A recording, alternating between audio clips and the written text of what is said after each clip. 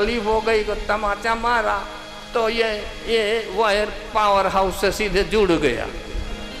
तो मंत्री का जो ऊपर का माल मछली जो सब खत्म हो गया था, तो महारानी के कई का भी सब साफ हो गया। पलंग पर जाके बैठी, पर तुरंत विचार बदल गए।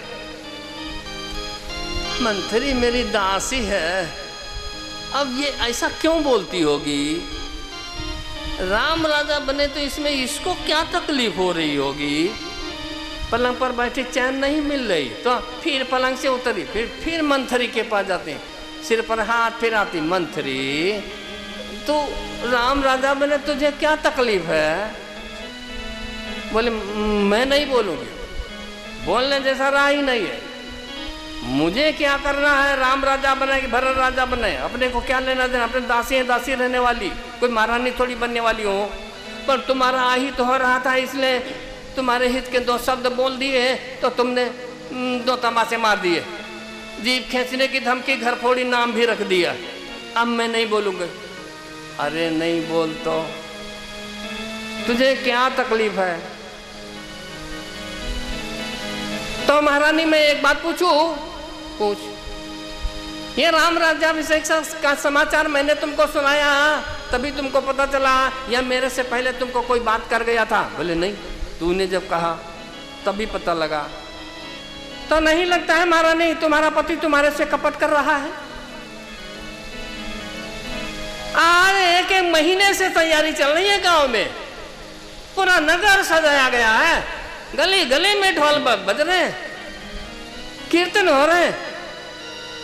अब महाराज अवधेश रोज तुम्हारे पास, तुम्हारे महल में तुम्हारी सेवा स्वीकार करने के लिए आते हैं। वो किसी दिन वो तुम्हारे से बात क्यों नहीं किए?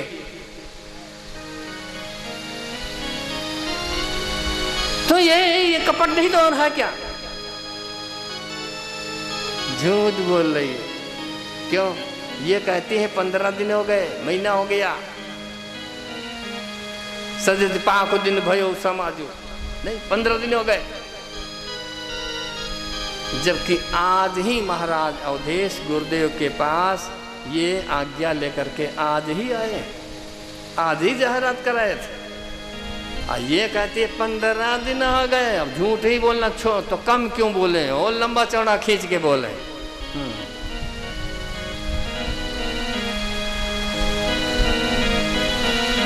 सजती पाको दिनो भयो समाजो, सजती पाप विनु भयो समाजो, तुम पाए हो सुधी मोहि सनयाजो, गाई मुनि सन दियाजो।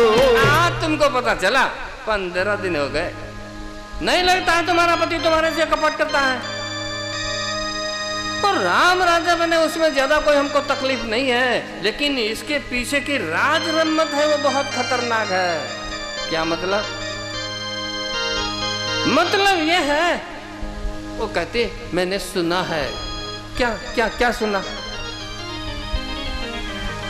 तो कह कौशल्या जी महाराज से बातें करती थी।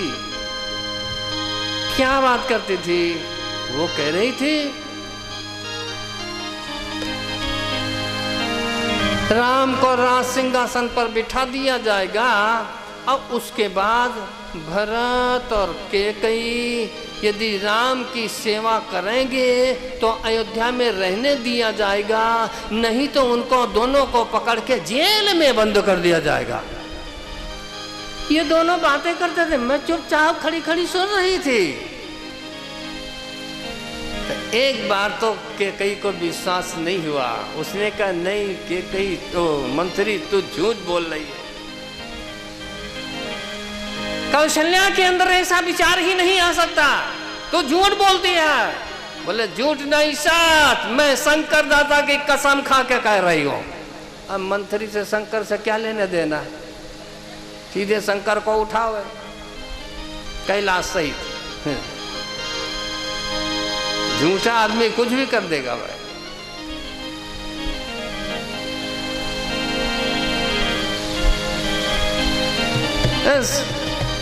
क्या प्रमाण है तुम्हारे पास जो कौशल्या ऐसा नहीं बोल सकती है? बोले है प्रमाण। क्या? जिसने राम जैसे बेटे को जन्म दिया हो, ऐसी राम की जनेता माँ कौशल्या के अंदर ऐसे बुरे विचार कभी आ ही नहीं सकते, और जिसके अंदर ऐसे विचार आएंगे उसको राम जैसा बेटा कभी मिल ही नहीं सकता है। यही प्रमाण है। वो नहीं बोली, तू बोल रही, तो शंकर की कसम खा गई। धीरे धीरे संगति का रंग लगा, महारानी की बुद्धि खड़बड़ हो गई। तो बोल, तो मुझे क्या करना चाहिए? तो मेरी दासी है ना, मेरे पियर से आई, अब मुझे क्या करना चाहिए? वो कहती तुम चिंता मत करो, मैं बैठी हूँ ना, सब ठीक कर दूंगी। क्या करूं? बोले करना क्या?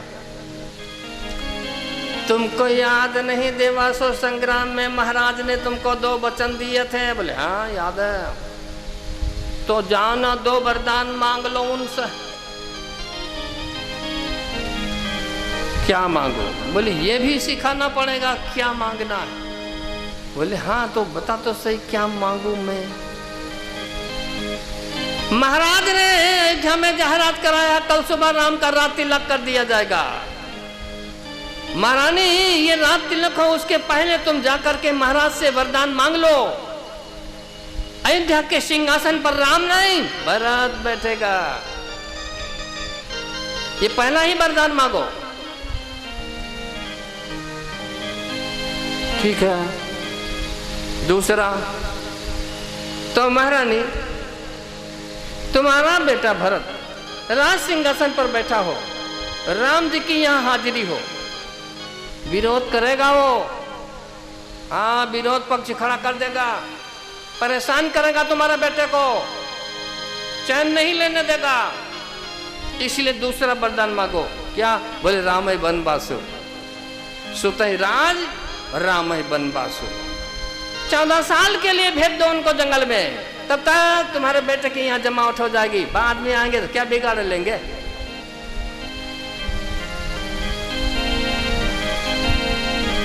ठीक है, लेकिन महारानी यहां से तुम कौप भवन में चली जाओ, मैं उनको वहीं भेजूंगी। महाराज जब आएंगे तो मैं भेजूंगी उनको, तब तुम उनसे वरदान मांग लेना।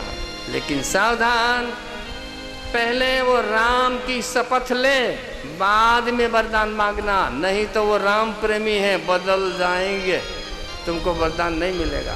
तुम देखो तो कैसा सिखा रही। ऐसा गुरु मिल जाए तो अपना बेड़ा पार हो जाएगा। पर भगवान बचावे ऐसे गुरुओं से। पर मंत्री भी एक गुरु तो है ही। महारानी के को ऐसा पढ़ा दिया, कहाँ महारानी और कहाँ वो दासी, लेकिन ऐसा पढ़ाया सब साफ कर दिया।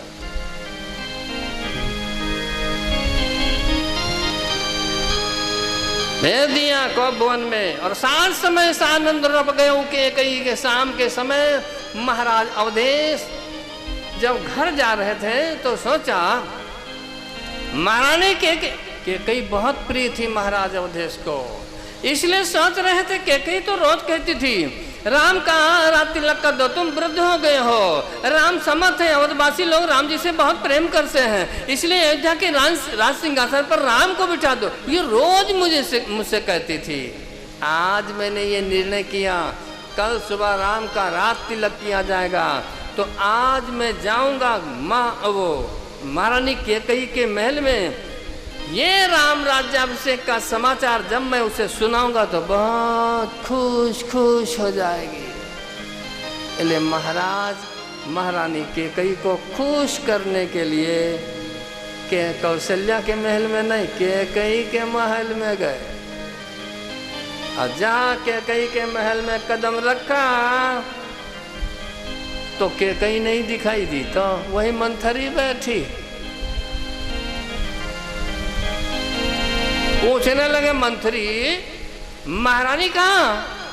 तो क्या पता महाराज महारानी कहाँ, वो तो महारानी है, मैं तो दासी हूँ, महारानी अपने मन की बात मेरे से थोड़ी कुछ कहती है। अरे पर तू उनकी दासी है, तुझे ये पता नहीं कहाँ है? बोले हाँ ये तो मैं जानती हूँ, सुबह से कौप भुवन में पड़ी है। हाँ मैं तो बार बार जाती हूँ, प्रार्थना करती हूँ, उठो कुछ खा पी लो। मेरा को सुनती नहीं, मुझे तो धक्का मार के बाहर निकाल देती है। अरे हनुमान दादा सुखी राखे तुझको, उसी ने भेजा है तो भी कहती है कि मेरा को सुनती ही नहीं है। अब कौप भुवन का नाम जब महाराज अवधेश ने सुना तो उनके पैर कांपने लगे। युद्ध मैदान में जाए, देवराज इंद्र के ऊपर जब आपत्ति आती है तो महाराज अवधेश को आमंत्रित करते थे मदद के लिए। इतने वीर हैं वो अवधेश। वज्र जैसा सामने से प्रहार आए तो सीना तान के खड़ा हो जाए। लेकिन आज जब ये सुना महारानी कौप भुवन में तो पैर कांपने लगे।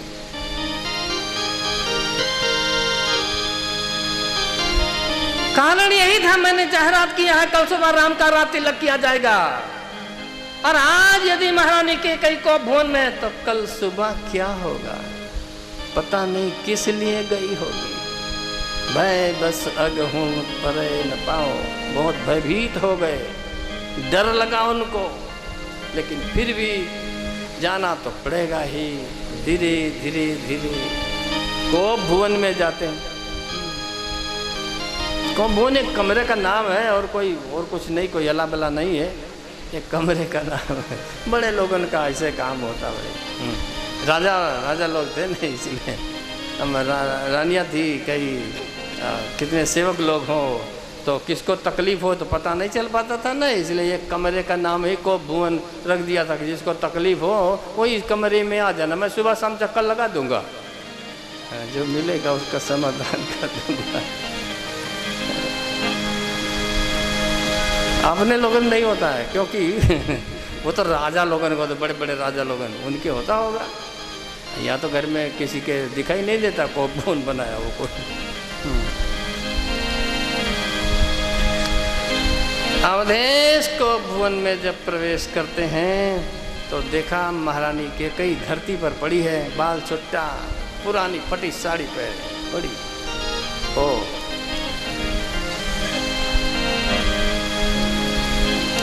अवधेश ने कहा महारानी क्या हुआ, किसी ने तुम्हारा अपराध किया है?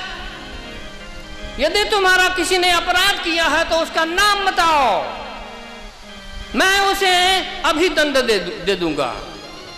तुम कहती हो तो एक दरिद्र को राज सिंहासन पर बिठा सकता हूं, तुम कहो तो एक दरिद्र को राजा को भी जंगल में भेज सकता हूं, ये दोनों काम कर सकता हूं। कहूँ कहीं रंग कहीं करो नरेशु, कहूँ कहीं नृपय निकासों देसु।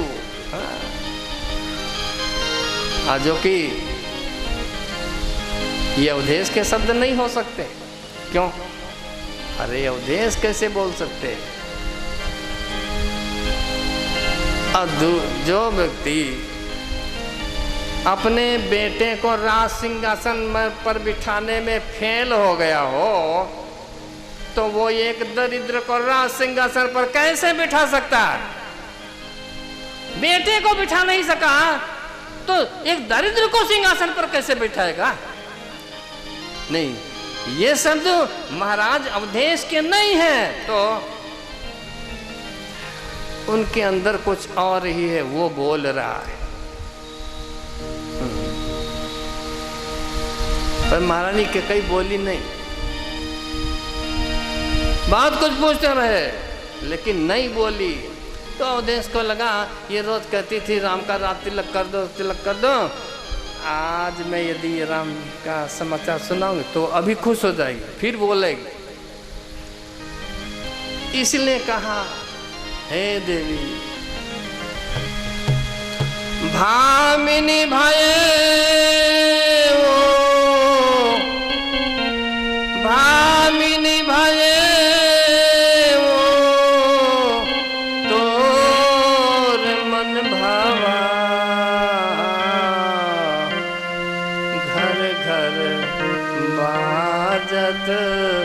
अवध बधाई। महारानी तेरे मन की इच्छा पूरी हो गई। तू रोज कहती थी मैंने जायरात कर दिया है, कल सुबह राम का रात तिलक किया जाएगा। आज पूरा नगर सजाया गया है।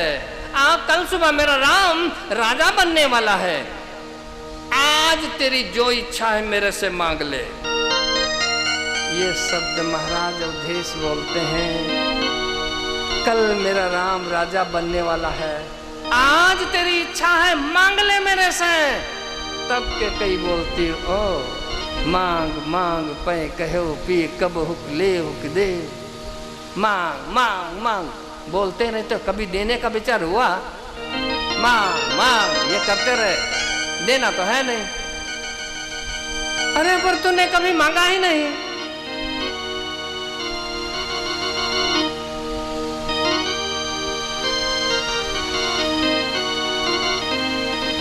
तू मांग तो मांग के देख, वही मिलेगा जो मांगे। जो मांगूंगी वो दोगे, हाँ वही मिलेगा। मांग बोले मैं विश्वास नहीं करती अब। फिर राम की शपथ लो, उसके गुरुजी ने सिखाया था ना कि राम की शपथ ले बाद में मांगना नहीं तो बदल जाए। इसलिए क्या कही कहती है पहले राम की शपथ लो। अरे देवी मेरा रघुवंश है, रघुवंश में एक बार बोलने के बाद बदला ही नहीं जा सकता। अपने वंश की परंपरा की जाहिरात घोषणा किया है। रघुकुल रीति सदा चली आई, रघुकुल रीति सदा चली आई। प्राण जाहि पर वचन न जाहि, प्राण जाहि पर वचन न जाहि। रघुकुल रीति सदा चली आई। रघुकुल रीति सदा चली आई। एक बार बोलने के बाद रघुवंशी कभी बदलते ही नहीं है देवी। पर तेरी इच्छा है तो आज मैं राम की शपथ लेकर कहता तू जो मांगेगी वो ही मिलेगा। और राम की शपथ लिया तो महारानी के कई खुश खुश होके बैठ के ही भूषण सजत मनोहर गाता सोच रही थी अब तो कुछ बदल रहा तो जा ही नहीं सकता, जो मांगोगी वो देना ही पड़ेगा। राम की शपथ लिए। मांग क्या चाहिए तो महारानी के कई महाराज अवधेश के पास 2 वरदान मांगती है। सुनहु प्राण प्रिय भावत जी का, ये पहला वरदान। प्रिय भावत जी का, सुनहु प्राण प्रिय भावत जी का, सुनहु प्राण प्रिय भावत जी का। देहु एक पर भरत हित का, देहु एक भरत हित का। महाराज मेरा पहला वरदान यही दे दीजिए हमको। आपने जो जाहिरात किया है कल सुबह राम का रात तिलक किया जाएगा तो कल सिंहासन के पर तुम्हारा राम नहीं मेरा भरत बैठेगा। अब ये तुम्हारा तेरा और मेरा बीच में यही आ गया। अयोध्या के राज सिंहासन पर तुम्हारा राम नहीं मेरा भरत बैठेगा। तो भी अवधेश ने कहा कोई बात नहीं महारानी, राम कोई राज का भूखा नहीं है और मेरे राम और भरत में कोई अंतर भी नहीं। मेरे राम भरत दुई आँखी, ये तो तू ही कहा करती थी। और मेरे रघुवंश की परंपरा भी कुछ ऐसी है कि जो बड़ा होता है वही राज सिंहासन का अधिकारी होता है। उसी कारण से तो मैंने निर्णय किया राम बड़े हैं इसलिए राज सिंहासन पर राम को ही बिठाया जाएगा। अब तेरी इच्छा नहीं है तो कल भरत को बुलाकर मैं राज सिंहासन दूंगा उनको। तू नाराज क्यों है? हाँ चलो अब दूसरा वरदान जो मांगना है मांग लो। तो महारानी के कई दूसरा वरदान मांगने से पहले 2 हाथ जोड़कर माफी भी मांगा है। मांगहु दूसर बर कर जोरी, मांगहु दूसर बर कर जोरी। पुरवहु नाथ मनोरथ मोरे, पुरवहु नाथ मनोरथ मोरे।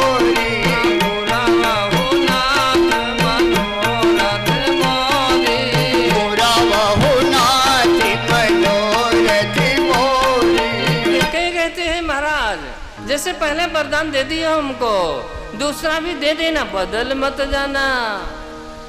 बोले नहीं देवी, बदलने का कोई प्रश्न नहीं, मैं रघुवंशी हूँ। मांग, दूसरा भी मांग ले। तो महारानी के कई दूसरा वरदान भी मांगती है। तापस बेसा, तापस बेसा, विशेष उदासी। ये आधी चौपाई। आगे जो आधी चौपाई है बड़ी खतरनाक है। महारानी के कई के मुंह से जब ये अर्धाली आगे निकलेगी तो राम प्रभु को अपशगुन हो जाएगा, सीता मैया को भी अपशगुन होगा, माँ कौशल्या को भी अपशगुन होगा, सारे अवधवासियों को अपशगुन हो जाएगा। और इतना ही नहीं, लंका नगरी में मंदोदरी झूला पर झूला झूल रही थी, उसकी चूड़ियों में भी कड़ाका बोल जाएगा। इतने को अपशगुन हो जाएगा। इतनी खतरनाक अर्धाली है ये। और अब वो निकलते हैं महारानी कैकेयी के मुख से। तापस बेसा, तापस बेसा, विशेष उदासी। और 14 बरिस राम बनवासी। ये 14 बरिस राम बनवासी। राज सिंहासन पर भरत बैठेगा, मेरा बेटा भरत, और तुम्हारा राम कल सुबह वल्कल धारण कर ले, तपस्वी का वेश बनाए और 14 साल तक उदासीन व्रत का पालन करते हुए जंगल में निवास करे। ये दूसरा वरदान दे दिए। तो हाँ राम कहकर वो देश वहीं पर सारी रात रोते रोते व्यतीत कर दी। बहुत कुछ समझाया है मानस में, लेकिन जब कैकेयी नहीं मानी तो महाराज अवधेश ने एक ही बात कहा था, महारानी राम को समाचार जब मिलेगा तो जरूर जाएगा, जंगल में जाएगा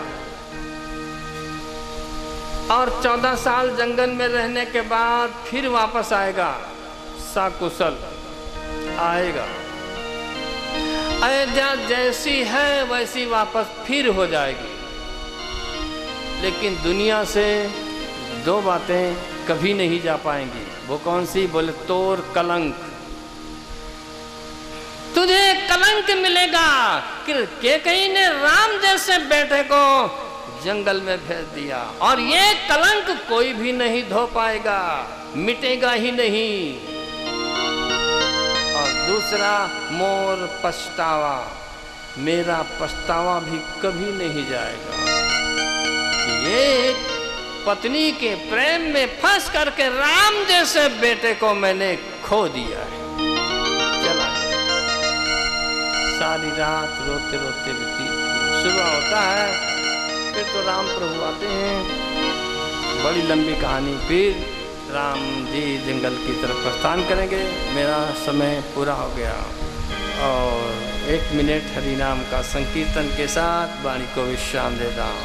हरे राम राम राम सीता राम राम राम, हरे राम राम राम सीता राम राम राम। और यहाँ पर बाहर से दौसा, गंगापुर, बयाना, धौलपुर, ये सब जगह से जो बाहर से भक्त लोग आए, बहुत बहुत उनको धन्यवाद के साथ उनका आभार भी मानता हूँ। आशीर्वाद भी देता हूँ। शिष्य लोग हैं और आप लोग भी इतनी गर्मी में जो आकर के यहाँ बैठते हो, ये मंडप भी जो सफ़ेद है न, तो किरणें सब नीचे आती, इसलिए गर्म ज़्यादा होता। तो आप लोग गर्मी में भी बैठ करके आनंद लेते हो। मैं बहुत बहुत धन्यवाद देता हूँ आप सब गंगापुर वासी भक्तों को। और सही बात तो ये है, गंगापुर की जनता है वो बहुत भक्त है और श्रद्धा है, राम कथा के प्रेमी है। बस इसी कारण से लोग आकर के यहाँ पर अपना समय देते हैं। बहुत बहुत धन्यवाद। एक बार जोर से जय घोष करो, बोलो रामचंद्र भगवान की जय, माता लिया हनुमान की जय, सद्गुरु देव की जय। ओम नमः पार्वती पते, हर हर महादेव।